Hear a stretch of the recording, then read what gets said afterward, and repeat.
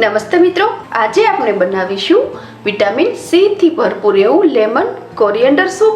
આ રેસીપી બનાવવા માટે મેં કુલ આટલા ઇન્ગ્રેડિયન્ટ્સ યુઝ કરેલા છે. લેમન કોરિએન્ડર સૂપ બનાવવા માટે એક પેનમાં મેં લીધું છે 1 ટેબલસ્પૂન કુકિંગ ઓઇલ. અહીં કુકિંગ ઓઇલ સાવ હળવું એવું જ ગરમ કરવાનું છે. તેલ જરા ગરમ થતાં જ સૌ પ્રથમ તેમાં એડ કરીશું 1 ટેબલસ્પૂન બારીક ચોપ કરેલું સૂકું લસણ. 30 સેકન્ડ પછી એડ કરું છું બારીક ચોપ કરેલું આદું, જે મેં 1 ટેબલસ્પૂન લીધું છે, તેમજ બારીક કાપેલું 1 લીલું મરચું. અહીં સ્ટવની ફ્લેમ સાવ સ્લો સેટ કરી અને આને સાતળવાનું છે.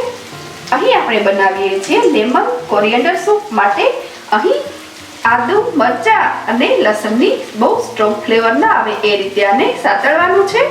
હળવું એવું સાતળાઈ જતાં જ તેમાં એડ કરીશું 1/4 કપ બારીક ચોપ કરેલ કાંદા. સાથે જ એડ કરું છું મીઠું, જે મેં 1/4 ટેબલસ્પૂન લીધું છે. બરાબર મિક્સ કરીશું.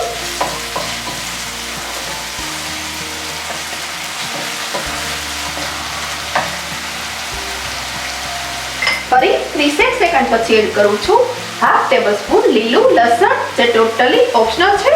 અત્યારે વિન્ટર સીઝન છે અને લીલું લસણ ઇઝીલી અવેલેબલ છે, માટે મેં 1/2 ટેબલસ્પૂન લીલું લસણ લીધું છે.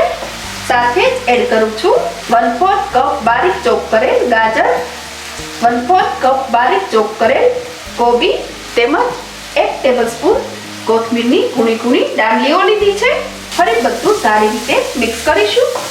અહીં બારીક કટ કરેલી 1 ટેબલસ્પૂન જેટલી ફણસી તેમજ લીલી મકાઈના દાણા બાફીને પણ એડ કરી શકો છો. ધીમી આંચ ઉપર આ વેજીટેબલ્સને 2 મિનિટ માટે સાતળવાના છે. 2 મિનિટ થતાં જ તેમાં એડ કરું છું પાણી. અહીંયા હું કુલ 3 કપ એટલે કે 750 ml પાણી એડ કરું છું. તમે વાટકા મુજબ માપ લો તો 3 મોટા વાટકા પાણી અહીં લઈ શકો છો.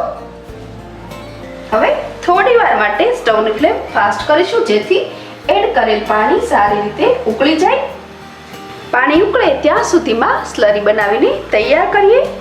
તે માટે મેં લીધેલ છે 1 ટેબલસ્પૂન કોર્નફ્લોર. તેમાં પાણી એડ કરીશું.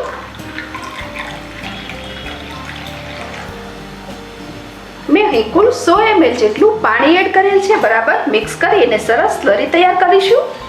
આ પ્રોસેસ ટોટલી ઓપ્શનલ છે. 2 મિનિટ પછી અહીં આપણે જોઈ શકીએ છીએ કે એડ કરેલ પાણી સારી રીતે ઉકળી ગયું છે. હવે તેમાં એડ કરીશું તૈયાર કરેલી કોર્નફ્લોરની સ્લરી.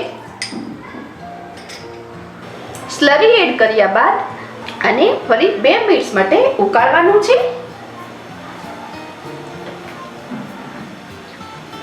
2 મિનિટ બાદ હવે હું એડ કરું છું 1/4 ટેબલસ્પૂન મરી પાવડર, તેમજ 1 મોટા લીંબુનો રસ. અહીં મેં 1.5 થી 2 ટેબલસ્પૂન જેટલો લીંબુનો રસ લીધેલ છે. લીંબુ અને કોથમીર અહીં મેઇન છે, કારણ કે આપણી રેસીપી છે લેમન કોરિએન્ડર સૂપ.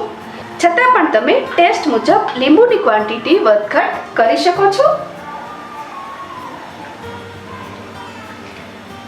મિક્સ થતાં જ હવે તેમાં એડ કરું છું 1/2 કપ બારીક કાપેલા ફ્રેશ કોથમીર. ફરી બધું મિક્સ કરીશું.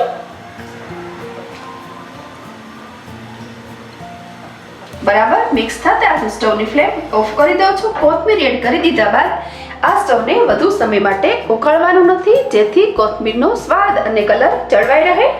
અહીં સ્વાદિષ્ટ અને પૌષ્ટિક તેમજ ઝટપટ બનીને તૈયાર થતું લેમન કોરિએન્ડર સૂપ બનીને તૈયાર છે.